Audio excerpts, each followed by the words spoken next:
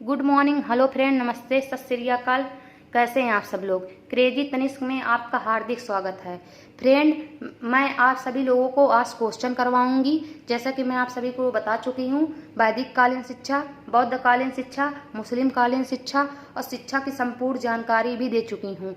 तो इस बेस पे मैं आप सभी लोगों को आज क्वेश्चन करवाऊंगी। और मैं आज आप लोगों को जब क्वेश्चन करवाऊंगी तो आप लोग देखिएगा किस तरह क्वेश्चन पूछा गया है और किस तरह क्वेश्चन पूछा जाएगा। और आप एक यूपीएस ले लीजिएगा या बुक के थ्रू आप याद कीजिएगा। आपका कॉन्फिडेंस, और एक बार वीडियो देखिएगा जिससे आपका कॉन्फिडेंस लेवल भी बढ़े। और आप जब आप वहाँ परीक्षा हाल में जाएंगे तो आपको वीडियो में जो भी हम बताए हैं और जो भी यहाँ पर क्वेश्चन सॉल्व करवाएंगे और उसके बाद आप जो कुछ भी पढ़ेंगे, आप यकीन मानिएगा आप बहुत ही अच्छा करके आएंगे और शायद आपका रिजल्ट भी बहुत ही अच्छा आएगा। तो चलिए मैं आप सभी लोगों को बता रही हूँ किस तरह क्वेश्चन पूछा जाएगा। जैसे कि मुस्लिम कालीन शिक्षा का उद्देश्य क्या था। मुस्लिम कालीन शिक्षा का उद्देश्य इस्लाम धर्म का प्रचार करना, सही बात है। भौतिक ऐश्वर्य की प्राप्ति, ज्ञान की प्राप्ति, उपयुक्त सभी, ये सभी थे। बिस्मिल्लाह संस्कार होता था। बिस्मिल्लाह संस्कार होता था कब? यानी 4 वर्ष 4 माह 4 दिन। मैं आप सभी को बता चुकी हूँ कि बिस्मिल्लाह संस्कार जो होता है 4 वर्ष 4 माह 4 दिन का होता था। और अगर किसी बच्चे को जब बिस्मिल्लाह संस्कार नहीं कर पाते थे तो सिर्फ बिस्मिल्लाह करके ही उनका बिस्मिल्लाह संस्कार किया जाता था। उसके बाद क्या था कि वैदिक कालीन शिक्षा की व्यवस्था क्या थी। शिक्षा सशुल्क थी। शिक्षा बड़े बड़े भवनों में होती थी। शिक्षा जो थे बड़े बड़े भवनों में होती थी। शिक्षा पर राज्य का नियंत्रण था। शिक्षा पूर्ण रूप से निःशुल्क होती थी। ये सभी मैं आप सभी लोगों को बता चुकी हूँ और ये सभी में सभी सही हैं। ठीक है। उसके बाद क्या था? बौद्ध शिक्षा का प्रमुख केंद्र था। बौद्ध शिक्षा का प्रमुख केंद्र कौन कौन सा? तो मैं आप सभी लोगों को बताई हूँ कि बौद्ध शिक्षा का प्रमुख केंद्र तक्षशिला, नालंदा, वल्लभी, विक्रमशिला, उदांतपुरी, काशी, मैथिली, जगदला, ये सब थे। देखिए अब क्या क्या, नालंदा, एक नालंदा, गया नहीं था, गुजरात नहीं थे, बंगाल नहीं था। तो आप लोग किसको टिक मार के आएंगे? नालंदा को। उसके बाद क्या था? ये भी देखिए क्वेश्चन इस तरह भी पूछा, भारत में आधुनिक शिक्षा के जन्मदाता कहा जाता है। किसे कहा जाता है? चार्ल्स ग्रांट को। क्योंकि कल मैं आप सभी लोगों को पढ़ाई हूँ कि आधुनिक शिक्षा के जन्मदाता कौन थे? चार्ल्स ग्रांट थे। उसके बाद एक क्वेश्चन है, निम्नलिखित में से कौन सी अनौपचारिक शिक्षा की विशेषता है? स्थान निश्चित नहीं होता है, समय निश्चित नहीं होता है, स्वतंत्रता होती है, उपयुक्त सभी। उसके बाद मैं आप सभी लोगों को बताई हूँ कि इसमें सभी होगा। क्योंकि अनौपचारिक में जो है समय जो होता है निश्चित नहीं होते हैं, ना स्थान निश्चित होता है, और इसमें स्वतंत्रता होती है। आप स्वतंत्र रह के पढ़ाई कर सकते हैं। ठीक है। औपचारिक में क्या होता है? स्थान निश्चित होता है, स्थान निश्चित होता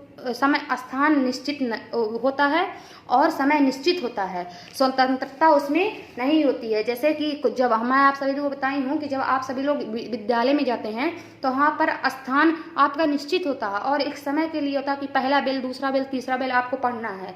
और जो स्कूल मैनेजमेंट है उसकी तरफ से जो भी दिया जाता है, एक बाउंडेशन, जो भी रूल बनाए जाते हैं आप उसका फॉलो करते हैं। ठीक है। उसके बाद क्या है? शिक्षा एक त्रिमुखी प्रक्रिया है। किसने कहे थे? जॉन डीवी ने। कैसे? हम आप सबको ट्रिक बताए थे कि D for DV, T for tripolar, यानी ट्राइपोलर 3 पोल का होता है तो इसे डीटी के द्वारा प्रदर्शित किया जाता है। तो अगर शिक्षा त्रिमुखी प्रक्रिया पूछेगा तो आप जॉन डीवी बताएंगे। और यहाँ पर है दूरवर्ती शिक्षा को कहते हैं। ठीक है। 2016 में क्वेश्चन पूछा गया है। ठीक है। पत्राचार शिक्षा, दूरस्थ शिक्षा, स्वतंत्र अध्ययन, उपयुक्त सभी। तो आप लोग बताएंगे उपयुक्त सभी। पत्राचार शिक्षा हम बताए थे आप लोगों को। दूरस्थ शिक्षा ऐसी शिक्षा होती है जिसमें शिक्षक प्रदान करने वाला यानी जो शिक्षा जो होता है प्रदान करने वाला शिक्षक होता है और जो छात्र जो होते हैं ग्रहण करने वाले यानी जो शिक्षा ले रहा है, उनके मध्य एक दूरी होती है, वो एक दूसरे के आमने सामने नहीं आते हैं, तो उसे क्या कहते हैं, पत्राचार शिक्षा। और दूरस्थ शिक्षा क्या होता है, जैसे आप लोग इसमें क्या होता है, एक दूरी होती है, जैसे यूट्यूब पर आप देखते हैं छात्र और टीचरों के बीच जो दूरी होती है। और दूरस्थ शिक्षा क्या होता है, जो कहीं दूर रह के शिक्षा प्राप्त कर रहे हैं। स्वतंत्र अध्ययन, आप स्वतंत्र रहकर कहीं भी जाकर कहीं भी अध्ययन कर रहे हैं। आपका मन है घर पे पढ़ना, आप घर पे अध्ययन कर रहे हैं। आपका मन है कॉलेज में पढ़ना, आप कॉलेज में अध्ययन कर रहे हैं। आपका मन है घर से दूर रहकर कहीं पढ़ना, आप सब वहां पर अध्ययन कर रहे हैं। तो ये क्या है, दूर स्वतंत्र से अध्ययन है। ठीक है, तो इसमें क्या आप लोग बताएंगे, उपयुक्त सभी। ठीक है, उसके बाद जो है बीटीसी, यहाँ पर भी 2016 में शिक्षण के 3 केंद्र कौन कौन से हैं, तो मैं आप सभी लोगों को पहले भी बता चुकी हूँ। बालक यानी जो होते हैं स्टूडेंट, अध्यापक, टीचर और पाठ्यक्रम जो आपका सिलेबस होता है, इन तीनों को ही शिक्षण के 3 केंद्र बिंदु कहते हैं।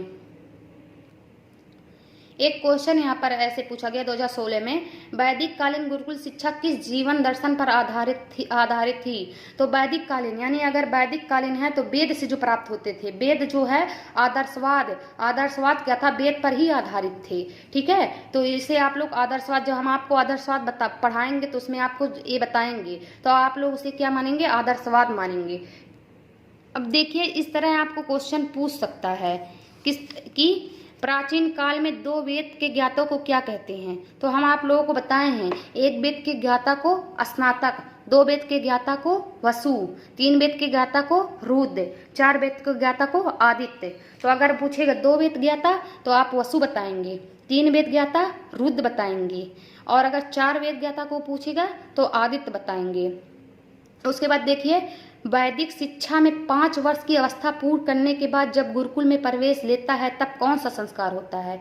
मैं आप सभी लोगों को बता चुकी हूँ कि वैदिक काल में कौन सा संस्कार होता है, जब 5 वर्ष पूर्ण कर चुके हैं बालक, तो चूड़ा कर्म संस्कार होता था।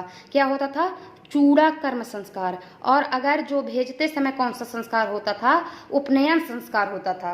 ठीक है, और उपनयन का शाब्दिक अर्थ क्या है, उपनयन का शाब्दिक अर्थ है गुरु के पास ले जाना। ये मैं आप सभी लोगों को पहले पढ़ा चुकी हूँ, वीडियो देखिएगा, उसमें आपको पता चलेगा। और आपसे यहाँ पर एक क्वेश्चन और पूछेगा, किसने शिक्षण प्रक्रिया के 3 अंग शिक्षक, शिक्षार्थी व सामाजिक वातावरण बताए हैं। अगर सामाजिक वातावरण भी अगर पूछेगा तो आप जॉन डीवी को ही लगाएंगे, और अगर शिक्षक, शिक्षार्थी, पाठ्यक्रम भी पूछेगा तो आप किसे लगाएंगे, तब भी जॉन डीवी को लगाएंगे, क्योंकि ये समाज के प्रति उग्रदित थे। किस शिक्षण शास्त्री ने शिक्षक को समाज की प्रक्रिया माना है। डीवी ने शिक्षा को समाज की प्रक्रिया माना है। यहाँ पर एक क्वेश्चन और है कि किसने कहा है शिक्षा एक द्विध्रुवी प्रक्रिया है। तो किसने कहा है, एडम्स ने कहे हैं कि शिक्षा एक द्विमुखी प्रक्रिया है। कैसे आप याद करेंगे, तो हम कहते हैं कि अगर आएगा द्विध्रुवी प्रक्रिया, A for Adams, B for bipolar, A B Adams bipolar. ठीक है, उसके बाद ये सब जितने भी क्वेश्चन हम आप सभी को बता रहे हैं, ये 1 नंबर का क्वेश्चन है। इस तरह आपको ऑप्शनली एक क्वेश्चन पूछेगा तो आप लोग इस तरह आप सभी लोग 1 नंबर के क्वेश्चन याद करेंगे। जो हम वीडियो जितना भी बताए हैं, हमको लगता है कि अगर कोई उसे सही से देखा होगा तो सारा क्वेश्चन का उत्तर यहीं पर दे देगा। यहाँ पर देखिए 2015 का क्वेश्चन है, बौद्धकालीन शिक्षा के अंतर्गत मठ में प्रवेश के पूर्व कौन सा संस्कार होता था। बौद्धकालीन में याद कीजिए, प्रवज्जा संस्कार कब होता था, प्रवज्जा संस्कार यानी 5 से 12 वर्ष, और उसके बाद जो होता है प्रवज्जा संस्कार, उसके बाद जब 20 वर्ष का बालक हो जाता था तो उसके बाद क्या होता था, उपसंपदा संस्कार। ठीक है, उसके बाद यहाँ पर एक क्वेश्चन और पूछा गया है कि वैदिक साहित्य में शिक्षा शब्द का प्रयोग किन अर्थों में किया जाता था है, यानी विद्या, ज्ञान, बोध और विजय के रूप में। बिल्कुल सही है, क्योंकि वैदिक कालीन जो था विद्या पे ही आधारित थे, ज्ञान पे आधारित थे, बोध पे आधारित थे और विजय के रूप में प्रयोग किए जाते थे। और यहाँ पर देखिए बौद्धकालीन शिक्षा का प्रमुख उद्देश्य क्या था? बौद्धकालीन शिक्षा का प्रमुख उद्देश्य क्या था? तो आप किसे बताएंगे बौद्धकालीन शिक्षा में प्रमुख उद्देश्य? तो आप बताएंगे मोक्ष प्राप्त करना। बौद्धकालीन शिक्षा का प्रमुख उद्देश्य मोक्ष प्राप्त करना, निर्वाण प्राप्त करना और जो ये सब जो थे उसका प्रमुख उद्देश्य था। ठीक है। और यहाँ पर एक क्वेश्चन पूछा गया 2016 में, दूरस्थ शिक्षा की कोई 2 विशेषताएं लिखी। तो आप क्या बताएंगे? 2 विशेषताएं दूरस्थ शिक्षा, जो दूर रहकर अध्ययन किए जाती है उसकी निम्नलिखित विषय, यानी यह शिक्षा दूर रहकर अध्ययन किया जाता है। दूरस्थ शिक्षा के अंतर्गत छात्र एवं अध्यापक के मध्य संबंध स्थापित करने के लिए radio, Doordarshan, VCR, CD player, computer, internet इत्यादि का प्रयोग किया जाता है। जब हम लोग दूर रह के शिक्षा प्राप्त करते हैं तो उसे क्या दूरस्थ शिक्षा कहते हैं। तो हम लोग रेडियो का सहारा लेते हैं, दूरदर्शन का सहारा लेते हैं और कंप्यूटर, इंटरनेट इत्यादि का सहारा लेते हैं। और उसके बाद क्या है, अनौपचारिक शिक्षा के उद्देश्य लिखिए। क्या आप उद्देश्य लिखेंगे? अनौपचारिक शिक्षा के निम्नलिखित उद्देश्य हैं, जैसे इसमें बालक अपने अनुभवों के माध्यम से शिक्षा प्राप्त करते हैं। ये बालक की रुचि व जिज्ञासा पर आधारित होती है। इसमें बालक स्वतंत्र वातावरण में शिक्षा ग्रहण करते हैं। इस शिक्षा को देने का प्रमुख साधन परिवार, समाज, पड़ोस, राज, धर्म इत्यादि हैं। ये सब आप लोग लिखेंगे, यानी बालक की रुचि जिज्ञासा पर आधारित होती है। इसका उद्देश्य है बालक स्वतंत्र वातावरण में रहकर शिक्षा प्राप्त करता है। ठीक है। इसमें बालक जो था अपने अनुभव के माध्यम से शिक्षा प्राप्त करता है और इस शिक्षा का देने का प्रमुख साधन जो होते हैं परिवार से प्राप्त करता है, समाज से प्राप्त करता है, पड़ोस से प्राप्त करता है, राज धर्म से प्राप्त करता है। ठीक है। ये सब क्या हैं? उद्देश्य हैं किसके? अनौपचारिक शिक्षा के। उसके बाद देखिए एक क्वेश्चन और पूछा है, बौद्धकालीन शिक्षा के किन्हीं 2 विशेषताएं बताइए। तो इसमें संघ, गुरु और शिष्य संबंध ये दोनों दिए हैं, लेकिन हम आप सभी लोगों को सरल तरीके से बताए हैं कि इसमें क्या था कि बौद्धकालीन शिक्षा का आरंभ 6 से 8 वर्ष में ही हो जाती थी। ये इसकी भी क्या विशेषताएं हैं। और मूल केंद्र क्या था? मठ था। उसके बाद परवज्जा संस्कार के बारे में बताए हैं। वहाँ पर बौद्धकालीन शिक्षा की ये भी विशेषता है कि परवज्जा संस्कार में बालक मठों में प्रवेश करता था और मठों में प्रवेश करने के बाद पहले अपने सिर के बाल मुड़वाते थे, पीले वस्त्र के कपड़े धारण करते थे और उसके बाद जो होते गुरु को स्वीकार, यानी अपने आप को स्वीकार करने के लिए प्रार्थना गुरु से करते थे। ठीक है। तो ये सब उसकी विशेषताएं हैं। और गुरु और शिष्य संबंध ये भी लिख दीजिएगा। गुरु एवं शिष्यों के बीच बड़े घनिष्ठ और मधुर संबंध हुआ करते थे। दोनों का जीवन सादा तथा निकट होता था। गुरु शिष्यों की शैक्षिक, शारीरिक, मानसिक एवं आध्यात्मिक आवश्यकताओं के अनुसार उनका विकास करता था। इस युग में गुरु शिष्य का मठ में निष्कासन करता था। ठीक है। और जब गुरु यह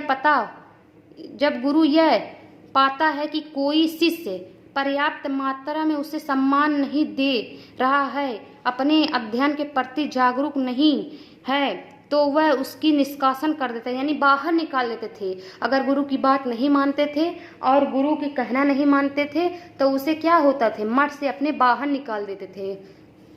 ये सब लोग आप लिख लेंगे। ठीक है। और ये इनकी विशेषताएं हैं। एक क्वेश्चन बहुत ही इम्पोर्टेंट है, देखिए, निरौपचारिक शिक्षा के विभिन्न साधनों में किस आयु वर्ग के लिए अधिक दबाव डाला गया? आयु का कोई बंधन नहीं होता। बिल्कुल सही है, क्योंकि जो निरौपचारिक शिक्षा होती है उसमें आयु का कोई बंधन नहीं होता है। ठीक है, कि कहाँ पर रह के शिक्षा प्राप्त की जाए। निरौपचारिक में क्या होता है, यह शिक्षा छात्राओं के विद्यालय के तनावपूर्ण वातावरण से मुक्त रहता है। यानी जो विद्यालय होते हैं उनसे विद्यालय में तनावपूर्ण एक वातावरण होता है जहाँ बालक अब कठिनाई महसूस करते हैं, उससे बिल्कुल मुक्त होते हैं। यह एक समय बहुत अधिक लोगों को शिक्षा दी जाती है निरौपचारिक शिक्षा में, जहाँ पर जैसे जो देश हैं जहाँ की जनसंख्या बहुत तीव्र गति से बढ़ रही है, वहाँ पर इसका प्रयोग जो है अत्यधिक किया जा रहा है। यहाँ पर एक क्वेश्चन पूछा गया है, शिक्षा एक त्रिमुखी प्रक्रिया है, स्पष्ट कीजिए। तो आप सभी लोग बता चुके हैं, आप सभी लोग इसके बारे में लिख लीजिएगा। उसके बाद क्या है, वैदिक कालीन शिक्षा की विशेषताएं क्या है? वैदिक कालीन शिक्षा की विशेषताएं अथवा शिक्षा के उद्देश्य इस प्रकार थे। क्या थे? मोक्ष प्राप्त करना, स्वस्थ चरित्र का विकास करना, सामाजिक कुशलता का विकास करना, व्यक्ति का विकास करना, संस्कृति का संरक्षण करना। ये सब क्या थे? वैदिक कालीन की प्रमुख विशेषताएं थी। कल से एक क्वेश्चन है, मिशनरी स्कूल की विशेषताएं लिखिए। कक्षा शिक्षण प्रणाली प्रारंभ करने का श्रेय इन्हीं को जाता है। ये हम आप लोगों को लिखाए हैं। आधुनिक शिक्षण विधियों का प्रयोग किया जाता है। प्राथमिक स्कूलों में शिक्षा का माध्यम भारतीय भाषाएं होती थी, ये भी लिखाए हैं। और उसके बाद जो है हर संडे को छुट्टी होती थी, ये इनकी विशेषताएं हैं। ठीक है, ये सब लोग क्या है, मिशनरी स्कूल की विशेषताएं हैं। 2017 का क्वेश्चन ही है फ्रेंड। इस तरह ही आप सभी लोगों का क्वेश्चन पूछा जाएगा और मैं आप सभी लोगों को इसी तरह क्वेश्चन से यूपीएस से जो भी बुक रहेगा उससे आप लोगों को कनेक्ट करते हुए चलूँगी, ताकि आप सभी लोगों को समझ में आए और आप लोग इजली बहुत ही आसानी से सारे काम यानी सब कुछ यानी लिख लीजिए। चाहे वो एक वर्ड का क्वेश्चन हो, चाहे वो लघुत्तरी लॉन्ग वर्ड हो, लॉन्ग आंसर हो, चाहे शॉर्ट आंसर हो, आप सभी लोग उसको आसानी से लिख लेंगे।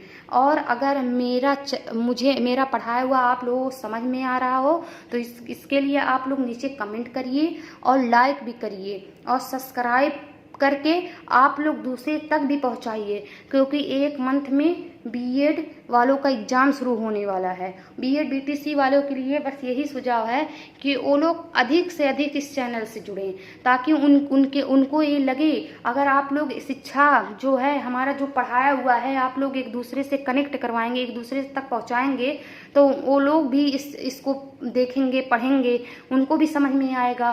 वो हमसे जुड़ेंगे तो हमारे जो हौसले हैं, हमारा हौसला और बढ़ेगा आप लोगों के प्रति। और जितना भी हो सकेगा मेहनत करने के लिए हम आपके लिए हमेशा तत्पर रहेंगे, चाहे वो दिन हो चाहे वो रात हो। जब आप लोग हमसे जो भी कमेंट में नीचे दिए गए कमेंट में लिखेंगे तो हम आपसे ज़्यादा से ज़्यादा आप लोग हमसे जुड़िए और आप नीचे कमेंट करिए कुछ नहीं समझ में आ रहा हो। और क्योंकि अगर हमारा पढ़ाया हुआ कुछ अगर हमसे गलती हो गई है तो उसे इग्नोर कीजिए,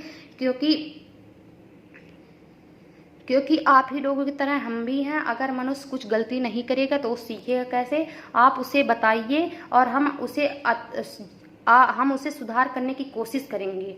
ठीक है फ्रेंड, और प्लीज़ अगर आप लोगों को अच्छा लगे प्लीज़ लाइक और सब्सक्राइब करना मत भूलिए। जय हिंद, जय भारत, गुड नाइट।